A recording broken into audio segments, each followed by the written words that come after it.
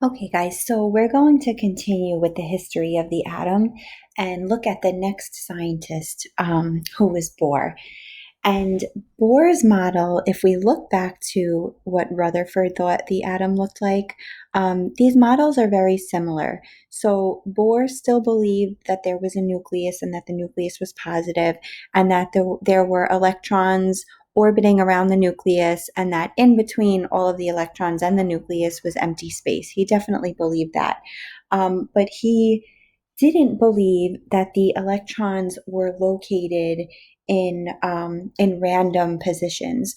Bohr pictured electrons orbiting the nucleus in very specific circular pathways, similar to what the planets orbiting around the sun would look like.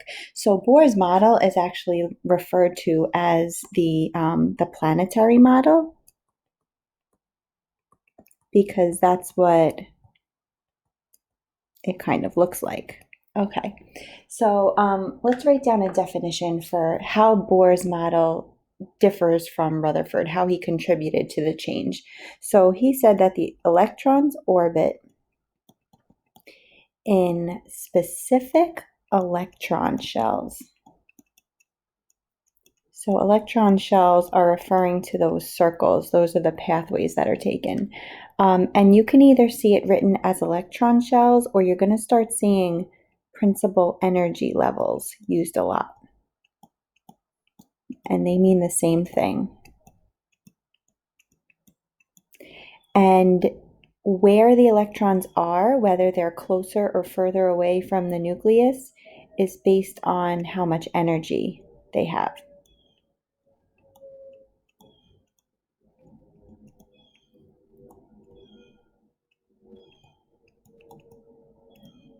So what that means is, as we jump further away from the nucleus, from the first shell to the second shell to the third shell, as an electron moves further away from the nucleus, its amount of energy increases.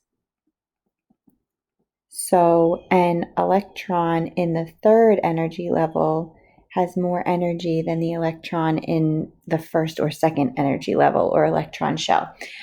So an easy way to remember this, I like to think of this as running around a track. So if you were in gym and you were doing the mile run, you would want to run closer to the inside of the track rather than running around the outside. Why? Because it's a shorter distance, it would take less energy.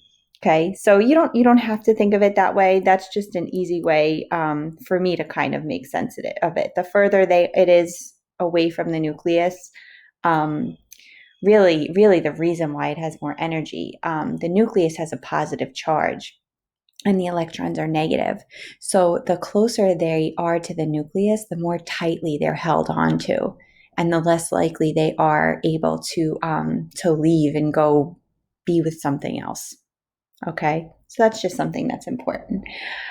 So now in this unit, we're going to see how physics and chemistry kind of go together when we look at how these really tiny particles behave.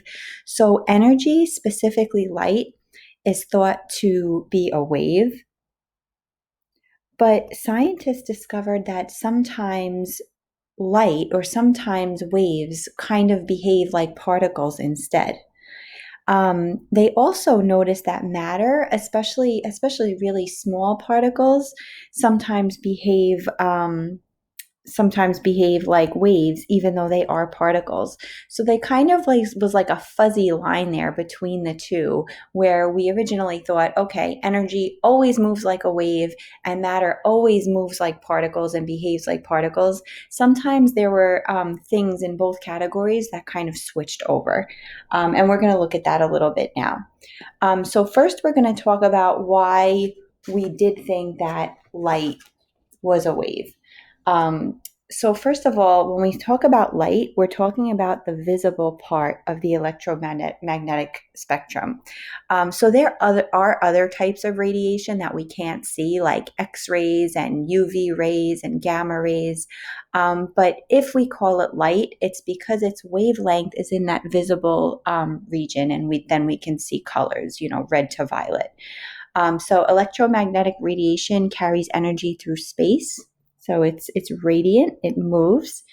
And because it's a type of movement, like a kinetic energy, we actually know its speed to be 3, that should say times 10 to the 8th. Let's fix that, guys. And the symbol for it is C, if you want to know the speed of light, times 10 to the 8th meters per second. And now, guys, this is a constant that I'm going to ask you to memorize. Later on, we're going to be doing some calculations for light, and the speed of light is a constant that you have to memorize the number for. Okay, so thinking of light as a wave helps us explain how light behaves. It helps us understand refraction, diffraction, propagation from one place to another, where if we thought of light as a particle, if light was made of particles, it wouldn't be able to behave in these ways. Okay, so next we're going to look at properties of waves. So let's just call this side properties. Okay, so the amplitude is the height of the wave, and why that's important is because it tells us the brightness. Okay, we're not going to talk about amplitude that much. What we will talk about a lot is wavelength. So this is the symbol for wavelength, and what the wavelength tells us is the color. So in that visible spectrum, you'll have to know whether the wavelength is shorter or longer, what that's going to look like in terms of the color of the light that we see. Okay, and now the frequency, guys, the frequency is how often one of our crests passes the same point.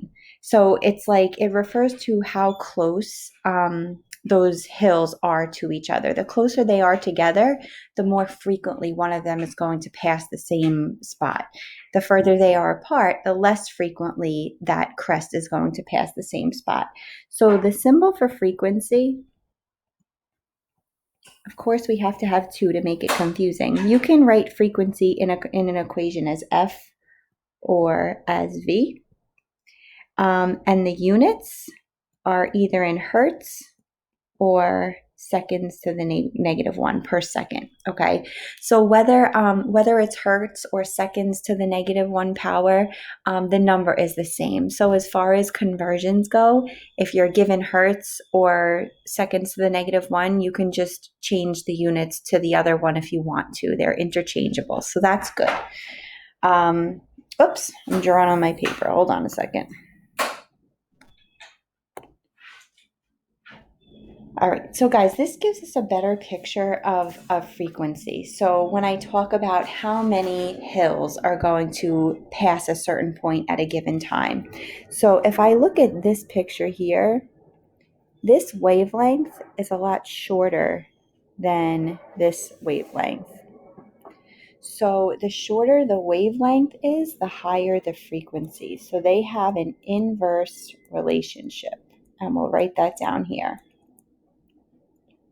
If my wavelength is shorter, my frequency is greater. We're going to have more waves pass a spot in any given time. The higher my wavelength is, the shorter the smaller my frequency is. Okay. And this also relates to energy, guys. So the more the frequency is, the more energy the wave has. And the lower the frequency, the less energy the wave has. So red light has less energy than blue or violet light. So to show this in a mathematical equation, we have the speed of light is frequency times wavelength. Okay, and you guys would have to be able to plug in numbers in any spot in this formula to solve for something that's missing. So as far as units go, speed of light is meters per second. The frequency, we could write hertz, but to write seconds to the -1 is going to show you why seconds would be able to cancel out when we're doing our math. If you're solving for wavelength, then your answer would be in meters because that's the unit for length in your speed of light. Okay, so those are your units, and we're going to have unit conversions coming up throughout the year in every unit. And so this is just like coming back again. Sometimes they give you wavelengths in nanometers. So to plug it into this equation, you'd have to change it to meters. Okay. This is just another visual, guys. So it's kind of taking everything we talked about and putting it in one diagram. We see the wavelength being longer over here and getting really, really short over here. Okay, so this side is where energy is high. And over here, our energy is low. Right? And you see, guys, the different types of radiation in their order. So we have radio waves. We see now that they have a very big wavelength, so their energy is very low, all the way over to gamma rays, which have a high frequency, a short wavelength, and a high energy.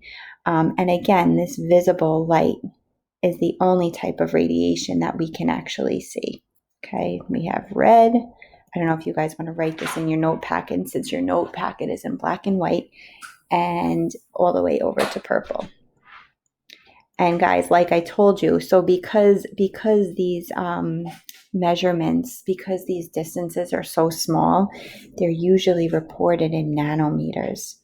So most of the time, you're going to have to remember to convert in order to plug it into that equation.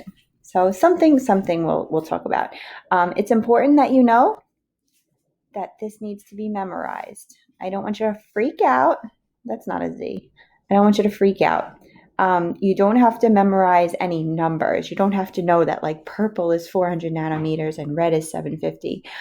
You want to memorize their order from big to small or from small to big. So I remember like there's like SAT 2 questions, or there will probably be a question on your test that gives you 3 of these: radio waves, UV rays, and gamma rays. And it'll say which one has the longest wavelength, or it'll say which one has the shortest, the most energy. So you have to know this order. Okay, so we'll work on that over time, but if you can think of a way to remember the order of this chart, then you'll be in good shape. But we have plenty of time for that, so not to make you nervous. Okay, so we just got finished talking about all the reasons why we think light is a wave. Okay, so now we're going to talk about the particle nature of light. So what happened that scientists thought, well, if light was only a wave, that shouldn't have happened. So light must be made out of particles too. Okay. So black body radiation, that's when black solids, like coal or graphite, if you could picture that, if you heat them up enough, they emit radiation at certain wavelengths. So they kind of like start glowing. You can see light. So Planck, who was a scientist, he came up with an idea that, energy released and absorbed by solids. So if we're seeing it, it's being released. It's more like it's being released in chunks or packets of light or quantum. Okay, so he was kind of like, it's kind of like waves, but it's kind of like particles too. He didn't think it was like on one side of another, but it kind of acted like both. So he came up with an equation where if we wanted to know how much energy was being emitted by something, or how much energy the radiation had, we can do H, which is a constant that he came up with, times frequency. Okay, so here's another formula. The E stands for energy, and the unit would be in joules. The H is Planck's constant. So this is another number, guys, that you will have to memorize. And I know you're probably feeling overwhelmed right now, but I promise you we will do so many practice questions with this number that you will memorize it with no problem. Just like the specific heat of water and all that stuff. So I'm going to write that down. We're going to memorize this equation and this number. Okay. And V, you could write F too. V or F stands for frequency. And guys, if we think about wanting our units to cancel out, right? Look at the units in Planck's constant, joules per second. So for frequency, I want to write it as seconds to the -1 power. You could write hertz, but it's easier to realize they cancel out when we write them as the same unit. Okay.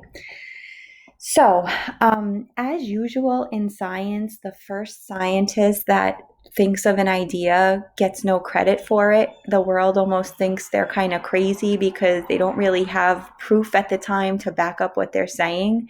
So, of course, Planck's idea was not accepted until years later when Albert Einstein did an experiment to back him up. So he won the Nobel Prize because of his photoelectric effect experiment, based off of Planck's idea that light exists as particles, not waves. So that's kind of important. So let's do some practice problems with light. So it says we have a laser with a wavelength of 300 nanometers. So I'm going to just label what I'm given. I have a wavelength there. And it's asking me for the frequency in hertz. Okay. So I need to think of a formula that has frequency and wavelength in it. And so far, the formula that we did today that has both of those things in it is this one. Okay. So now you might think like, oh, they only gave me one thing though. They only gave me wavelength and I have to solve for frequency. Remember that C is a constant. C is the speed of light. And anytime we have C, we can plug in 3 times 10 to the 8th meters per second. We're looking for frequency. And now wavelength, guys. If the unit for length is meters in the speed of light, meters per second, then I can't plug in 300 nanometers over here and expect my units to cancel out. So before I go and plug this in, I have to change this to meters so that all my units are the same. So if you think back to unit 1 and you want to convert nanometers to meters, there is 10 to the -9 meters in 1 nanometer. We're working with really tiny things, okay? And I get 3 times 10 to the -7 meters, okay? So that's what I'm going to plug in here. Okay, now I want to get F, so I'll divide both sides by 3 times 10 to the -7, and I'm going to get 1 times 10 to the 15. And if I'm solving for frequency, right now I'm left with seconds to the -1, but I know that seconds to the -1 and hertz are the same thing. So we are done with that there. Not so bad, right? Now I want to know for this laser how much energy the light has. So now I have to take the second formula we talked about, because that's the one that has energy in it. Okay, so E is energy, H is that Planck's constant that you have to memorize, times 10 to the -34 joules per second. Okay, and guys, the frequency is what I just solved for in the question right above this. So I'm going to go ahead and plug that number in. I'm going to write seconds to the -1 because it just makes me happy when my seconds cancel each other out. And when I multiply those numbers together, I'm going to get 6.63 times 10 to the -19 joules. If you read the question again, am I allowed to stop there? No, because of course they want the energy in kilojoules. So again, guys, we're going back to unit 1 where we have to say, all right, I want to add the prefix kilo in front of something. I have to multiply it by 10 to the -3. There's 10 to the -3 kilojoules in 1 joule. And if I go ahead and solve, I get 6.63 times 10 to the negative 22 kilojoules. Okay. So you're usually using a combination of those two formulas when you're trying to figure out properties of a certain light and how much energy that light has. Okay. So now let's talk about this photoelectric effect. This is the experiment that Einstein did that proved that light doesn't always just act like a wave, that sometimes it acts like particles too. So he took metal, right? And metals are made up of atoms.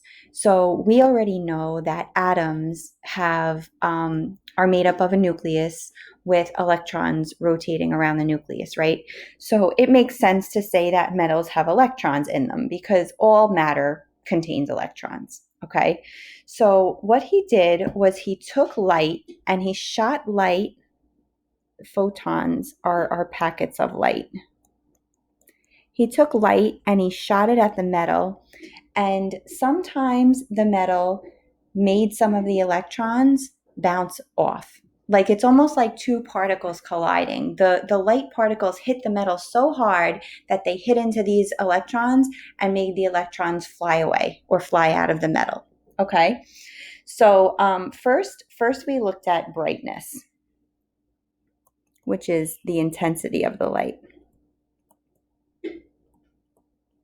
Okay, so same color, but different brightness. The brighter the light got, the more electrons were ejected.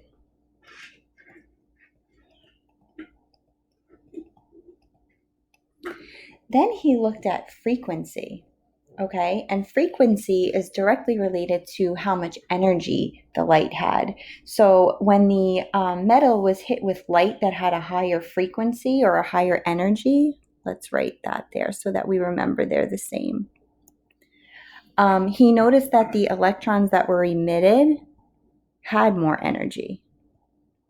So that's like a conservation of energy kind of thing. Like if the one particle was moving really fast and hit the other particle really hard, the electron's going to fly off faster and harder because it was hit with more energy. Where if two particles collide and the first one didn't have a lot of energy to begin with, the particle that's leaving, that's being hit, isn't going to move as big either, as aggressively, I guess. Okay. What he noticed, and this is what kind of like made Albert Einstein be like, wait a second, like if energy light was only acting like a wave, then the frequency shouldn't play a role. It should always work no matter what the frequency or color of the light is. So the fact that below a certain frequency, no electrons were ejected at all was proof that light doesn't only act like a wave, but that sometimes it acts like particles too. So this was the big discovery that got Planck credit for coming up with that original theory. Okay, so if we can just kind of draw it out so that it makes sense.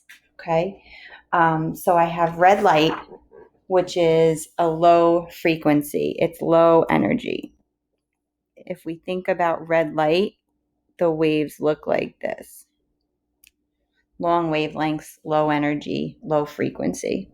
Okay, so if I took red light and it was dim and I shot it at my metal, no electrons were ejected. If I took that bright light and I made it really bright, high intensity, still no electrons were ejected. Okay, so below a certain energy, nothing happened.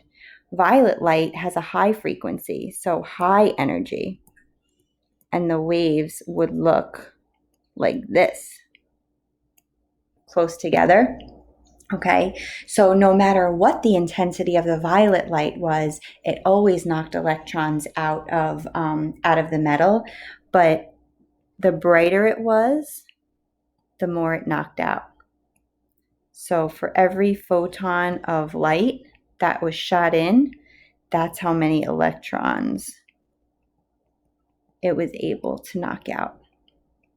So these were all of his observations. 6, 7. These were all of his observations and what led them to believe that light does act like a particle too sometimes. Okay. Okay, so back to Bohr. Okay.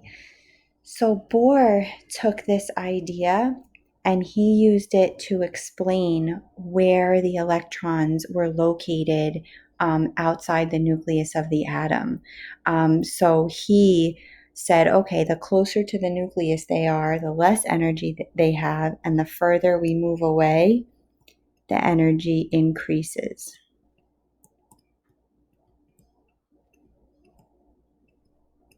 Okay. Now, what experiments he did, what he actually studied, he studied the light emitted by a hydrogen atom when energy was added to it. Okay, so electrons are, like we said, they're in certain energy levels. Okay, and the energy level that they belong in naturally is the ground state. That's when they have the lowest amount of energy possible. That's how they exist naturally.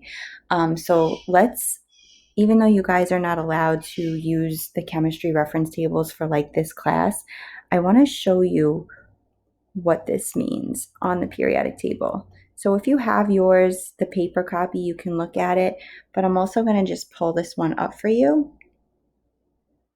Okay. Let's look at neon. I know this is sideways, but neon is this guy over here, Ne. And all of these numbers inside this box mean something. And we're going to get to that in the next couple days. So like this 20, that's how much a neon atom weighs. The 10 is the atomic number. That's how many protons it has. But this number underneath the 10, this 2-8, that's neon's electron configuration. So if you picture the circles around neon's nucleus, they're telling you that there's 2 electrons in that first shell around the nucleus and that there's 8 in the second shell. So if I was drawing a picture of neon, I would have 2 circles around the nucleus and there would be 2 in the first ring. So right here, I would draw 2 electrons and there would be 8 in the second ring. 1,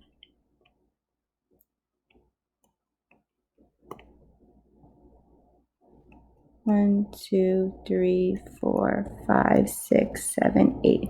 So how that's written is 2-8. Now, if energy is added to an atom, the electrons are able to move further away from the nucleus because they have more energy. So when we add energy, absorption of a photon means we're adding energy. An electron can jump away from the nucleus, and that's called the excited state. Okay, so what that would look like, instead of having 8 electrons in the second shell, one of them might leave and jump to the third shell. Or I can have an electron leave the first shell and jump to the third shell. Okay, so my number of electrons in neon is not changing here. I just have one or more moving away. Now, something that can't happen is that. So why can't I have an electron jump from the first shell to the second shell in neon? If you look back at this diagram here, these numbers are telling you the maximum capacity, the maximum amount of electrons that can fit in each ring. Okay, you can't just put however many electrons in there you want. So if you look at that second shell, the second shell can only hold 8 electrons. It can't fit any more. So the Regents, for one, loves to put this in the multiple choice as an answer. And you have to know that you can never have 9 in the second number. That's besides the point. Okay. So because the excited state is unstable, let's write that down. the electron will not stay further away from the nucleus for long. Eventually, it's going to fall back down to the ground state. And when it does that, the extra light or the extra energy that it had is going to be released in the form of light. Okay, so the reason why I chose neon is neon lights is a real world example of this. So inside of a neon light, you have a glass tube that's filled with a gas, right? So neon gas is in a tube. When you turn the electricity on, all of the atoms inside of that gas are excited. They're getting energy from the electricity. They're getting excited. Their electrons are moving away from the nucleus.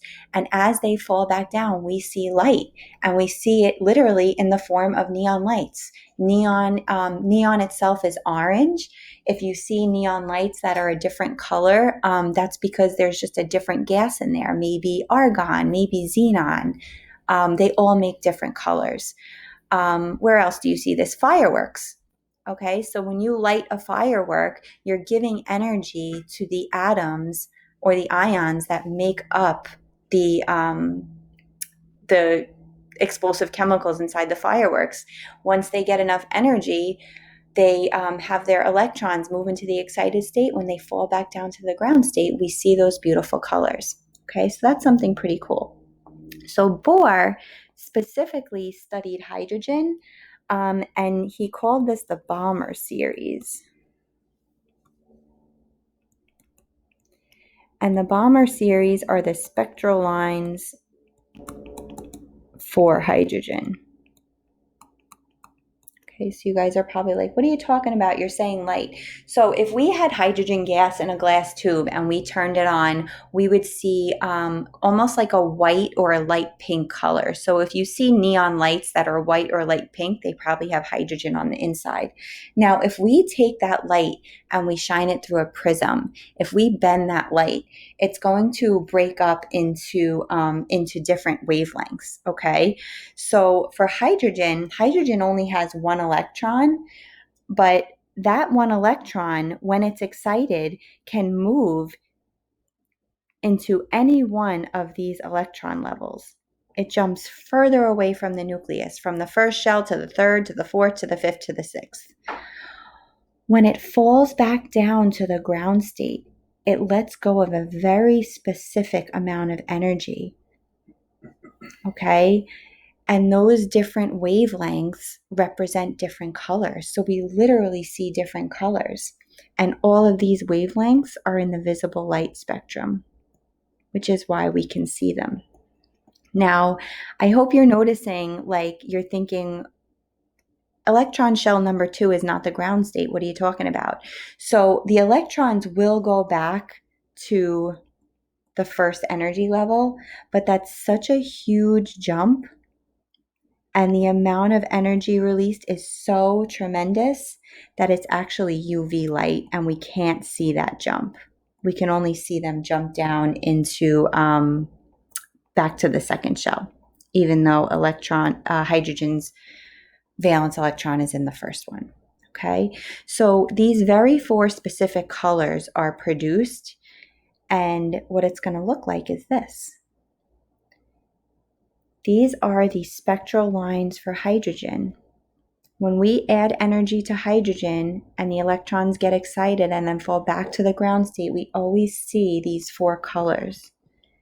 And spectral lines are unique to every element.